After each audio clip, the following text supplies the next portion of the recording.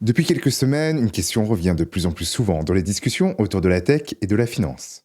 Une question qui aurait paru presque absurde il y a encore un an, mais qui aujourd'hui mérite clairement d'être posée calmement. Est-ce que OpenAI est en train de perdre son avance? Entre le retour très fort de Google avec Gemini, la montée en puissance d'Anthropic, l'entrée en scène d'Elon Musk avec xAI, désormais fusionné avec SpaceX, une vraie guerre des prix et surtout une pression financière énorme, on sent que quelque chose a changé. L'idée de cette vidéo, ce n'est pas de dire qu'OpenAI va mal ou qu'elle va disparaître.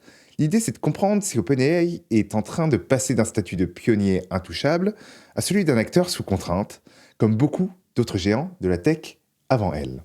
Pour ceux qui ne me connaissent pas, je suis Davidson Lee, directeur associé chez AdZep Consulting, un cabinet de conseil spécialisé en stratégie digitale, data et performance. Ici, on essaie de prendre du recul sur les grandes tendances tech, avec des faits, des chiffres, et surtout sans tomber ni dans la hype, ni dans un total drama.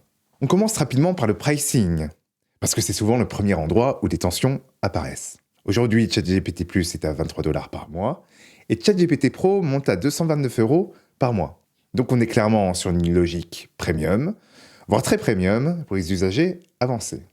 OpenAI a aussi lancé ChatGPT Go, une offre plus accessible, mais avec une vraie rupture, l'introduction de la publicité dans l'expérience.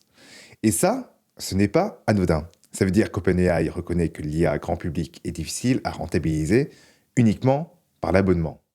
En face, Google AI+, avec Gemini, est autour de 8 € par mois, sans publicité pour l'instant. Et forcément, quand l'écart de prix devient aussi visible, la comparaison devient inévitable. Côté finance, le constat est simple. OpenAI aurait fait environ 6 milliards de dollars de chiffre d'affaires en 2024 et viserait 20 milliards en 2025. Sur le papier, c'est assez spectaculaire. Mais en face, on parle aussi d'environ 12 milliards de dollars de pertes sur un seul trimestre. Et là, on change complètement de dimension. Ça veut dire une chose très simple. OpenAI brûle du cash à une vitesse rarement vue, même dans la tech.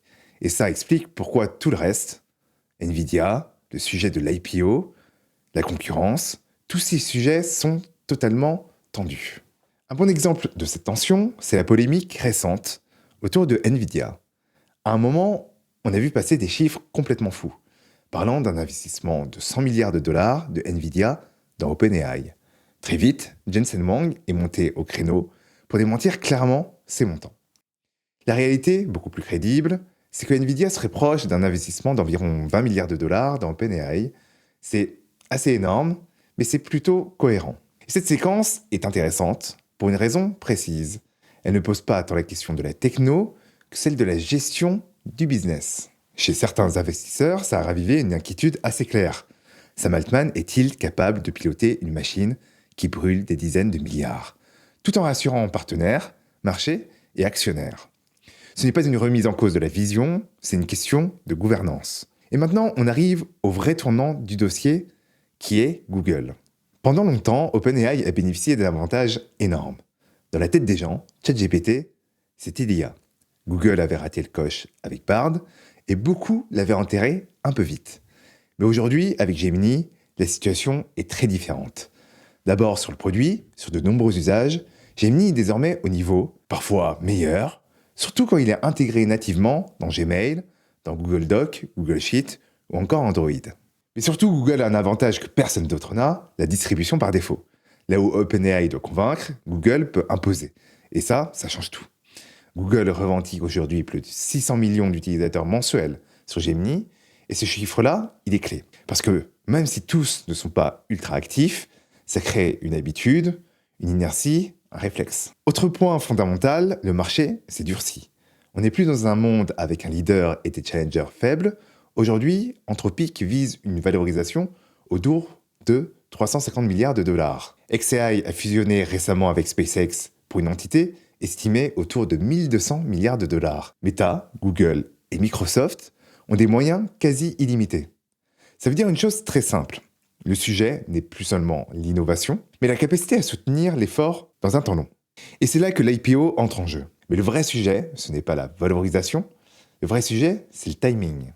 Parce que Anthropic arrive, Elon Musk arrive aussi avec une force de frappe qui est assez colossale, et les investisseurs n'ont pas un capital infini. OpenAI n'a plus le temps d'attendre, OpenAI doit lever vite, beaucoup, et surtout avant les autres, pour rester le point de référence du marché. Et c'est là qu'il faut être honnête, malgré tout ce qu'on vient de dire, OpenAI reste aujourd'hui le leader. ChatGPT, c'est environ 800 millions d'utilisateurs actifs hebdomadaires, 2,5 milliards de requêtes par jour, et encore 65 à 70% de parts de marché sur l'IA générative. Ce n'est pas une entreprise qui est en chute libre, mais c'est plutôt une entreprise qui est sous pression. Alors, est-ce que OpenAI est en danger? Pas vraiment, en tout cas pas au sens ça va s'effondrer, mais clairement au sens le confort est terminé. Attention à un biais classique dans la tech, on adore enterrer les leaders, on a enterré Google, on a enterré Meta, on a enterré Microsoft, et tous sont déjà passés par là. Et souvent, c'est précisément dans ces moments-là qu'ils surprennent.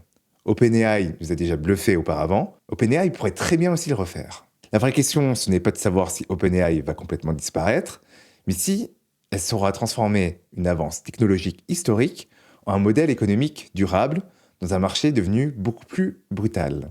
Si cette analyse t'a été utile, pense à liker la vidéo et à t'abonner à la chaîne. Si tu as regardé la vidéo jusqu'au bout, je t'invite à télécharger notre guide. Il parle d'IA et de marketing.